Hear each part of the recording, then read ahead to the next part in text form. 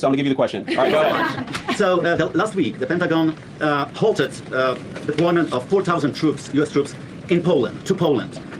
This is in direct contradiction to President Trump explicitly promised not to reduce the troop level in Poland. So why would you take out troops from Poland?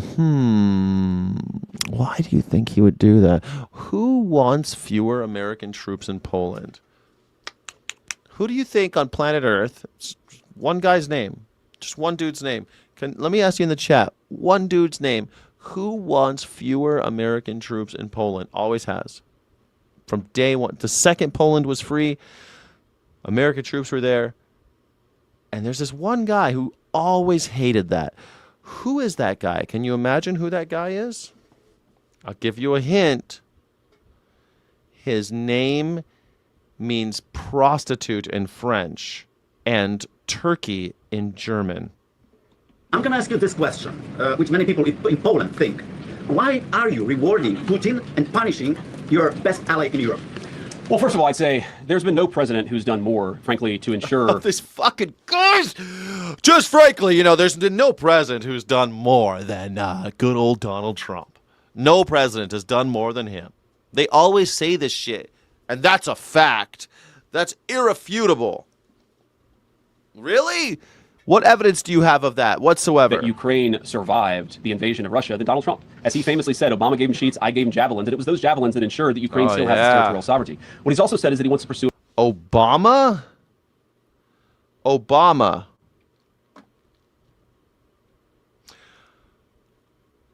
left office in 2016, buddy boy. The fuck are you talking about? Donald Trump's done more than anybody, especially Obama. Well, Barack Obama hasn't been president for over 10 years now, buddy. An American policy that focused on the interests of the United States. And part of that foreign policy is not to reward Putin or not to punish a country like Poland, which we love. We love Poland. We love the Polish people. No. What we're trying to do, what our foreign policy is geared towards, is promoting European independence and sovereignty. We want Europe to take more ownership over its own territorial integrity. We want Europe to step up in a big way. Now, I think you said 4,000 troops. We've not reduced the troop levels in Poland by 4,000 troops. What we did is that we delayed a troop deployment that was going to go to Poland. That's not a reduction. That's just a standard delay in rotation that sometimes happens in these situations. But here's the fundamental problem. Poland is capable of defending itself with a lot of support from the United States. We're not talking about pulling every single American troop out of Europe. We're talking about shifting some resources around in a way that maximizes American security. I don't think that's bad for Europe. That's encouraging Europe to take more ownership. The United States cannot be the policeman of the world. We want to be good allies. We want to make sure that our troop presence promotes regional... America can't be the police of the world, then why are we in Iran? Well, they can't have nukes. But we're not the police of the world. We can't be the police of the world. So we can be the police. We can't be the police of the world when it comes to Russia. But we can be the police of the world when it comes to Iran. We can't be the police of the world, says JD Vance. You hear this fucking word salad bullshit? That's just a standard delay in rotation that sometimes happens in these... Listen to this shit. Listen to this shit. Listen to this shit. Fucking word salad. No. What we're trying to do, what our foreign policy is geared towards, is promoting European independence and sovereignty. European independence and sovereignty. Europe has always, let's say, okay. We want Europe to take more ownership over its own territorial integrity. We want territorial integrity. They need to take their own territorial integrity. Okay. Europe to step up in a big way. Now, I think you said 4,000 troops. We've not reduced the troop levels in Poland by 4,000 troops. What we did is that we delayed a troop deployment that was going to go to Poland. That's not a reduction. That's just a standard delay in rotation that sometimes happens. That's a reduction. That means you took people out and you didn't put people in. It's a delay in rotation. 4,000 people left, and we have 4,000 people ready to go, but we didn't send them. So we took 4,000 people out, but we didn't take 4,000 people out. We just delayed the next 4,000 people from going in. So you took 4,000 people out. Well, no. I mean, 4,000 people left. Yes, they rotated out, but we didn't rotate any in. It's not like we took any troops out. Yes, you did. Happens in these situations. But here's the fundamental problem. In what situations? That's what happens in these situations. What situations? Frequently happens in these situations. Well, how come it's never happened before? Poland is capable of defending itself. With a lot of support from the United States, we're not talking about pulling every single American troop out of Europe. We're talking about shifting some resources around in a way that maximizes American security. I don't think that's bad for Europe. That's encouraging Europe to take more ownership. The United States cannot be the policeman of the world. We want to be good allies. We want to make sure that our troop presence promotes regional stability in Europe. The president has not said, though he could, the president has not said that he's taken all of the troops out of Europe, but Europe has to stand on. We could do it. We could. Do it. Do it. Bring all the troops home out of Europe. Great idea. Do it. The second you do that, we'll have riots in America. Every time there's a massive withdrawal of troops, there's a riot back at home. Every time. When we withdrew from Iraq the first time, there was the LA riots. When we started withdrawing from Iraq in 2008, there were riots. There's always riots because you bring a bunch of people home and you're not giving them, they're all fucked up because they were just at war. They all know how to use weapons. People are out of work. The first time you have a summer, they should do it. Bring them home. Let's see what happens. Let's get the boogaloo started.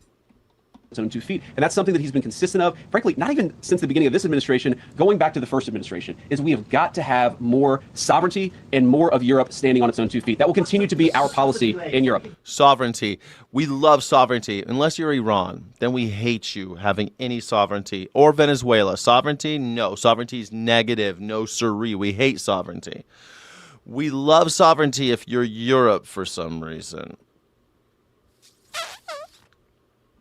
But we hate sovereignty when it has Iran or Venezuela. Yes. If you have oil, we hate when you have sovereignty. Cuba, no sovereignty. We hate when you have sovereignty.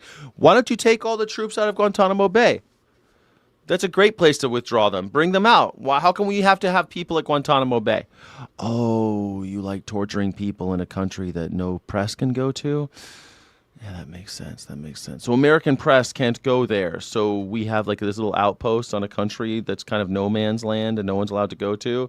So you could torture people indiscriminately with impunity. Great.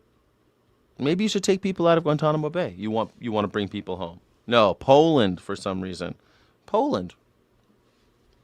Because Vladimir Putin. Thank you for everyone who noticed. It is Vladimir Putin. He's the only person ever who's been asking America to take people out of Poland. Can't be America's police. We can't be the world police. Not when it comes to Russia. We love those guys. Those troops will go eventually to Poland? What I said is that is a delay in troop rotation. So wait, so those people are going to Poland? No. So you've taken people out of Poland. It's a delay. Those troops could go elsewhere in Europe. We could decide to send them elsewhere. We actually haven't made the final determination about where those troops are ultimately going to go. But what I'm saying is it is not accurate to say that we are pulling a bunch of troops out. It is 100% accurate to say that. He's talking bullshit. Fucking propaganda. This guy's a lying piece of shit.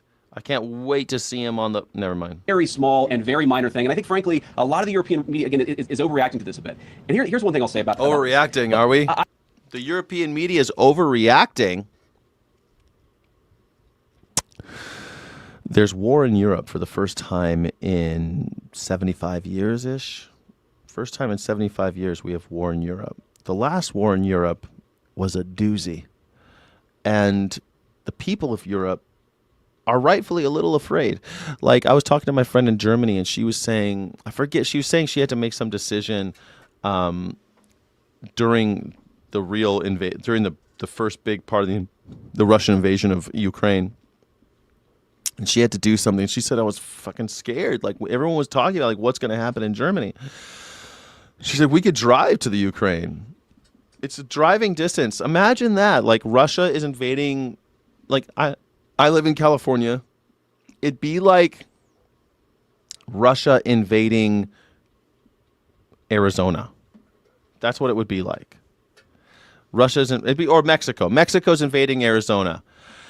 Do you think people of California might freak out a little bit if Mexico was killing tens of thousands of people in Arizona? Yeah. Those Europeans, they're overreacting. It'd be the same thing. If California was freaking out because Arizona was being invaded by Mexico and tens of thousands of people were dying, would you say, California, you're overreacting? Yeah, Poland is in NATO, right? Yeah, Poland joined NATO a while back. Is Poland in the European Union or NATO? I think they're even in. Yeah, both of them. Yeah. They're part of the EU as well. So it's like, I don't think Russia is going to attack Poland, but they should be freaking out. I would be freaking out if I were Polish right now. And I've been to Poland many times. And they're fucking, there's people in Poland that are like, oh, it was better than the old days when Russia was in charge, back when the USSR. When I was in Poland, there were people saying that shit. I have, for my entire life, I'm 41 years old. For my entire life, I have heard chirping from the European media about everything that's wrong with the United States of America. Oh, God damn it, you snowflake. Oh, you don't like that the Europeans say mean things about America? We don't have this. We don't have that. We don't spend enough on healthcare, even though part of the reason why we spend so much on defense was because we have tens of thousands of troops in Europe. We don't have healthcare because we have tens of thousands of troops in Europe, says J.D. Vance. Headline, J.D. Vance. Reason why we don't have health care is because we have tens of thousands of troops in Europe. Great. Bring them home. Give us health care. After all, why am I paying for those troops? Perfect, JD. Where's my check? Give me a rebate, JD. Perfect. I love this idea. Bring them home. Give me my money back. I think that if the European media wants to attack the President of the United States, they need to start looking in the mirror. All he has said is that we're going to be good allies, we're going to be good friends, we're going to be trading partners, but it is reasonable for Europe to take a little bit more ownership over its continental integrity. No, Donald Trump is taking us out of NATO. He's taking us out. He's bastardizing any kind of deals we ever had with the European Union, country by country. That's what he's doing. Why? Because Vladimir Putin wants them to. That's why. Because he's made deals with Vladimir Putin. He works for them, not us. Donald Trump doesn't work for you. He works for Vladimir Putin. It's always how it's been. That's what's actually happening here.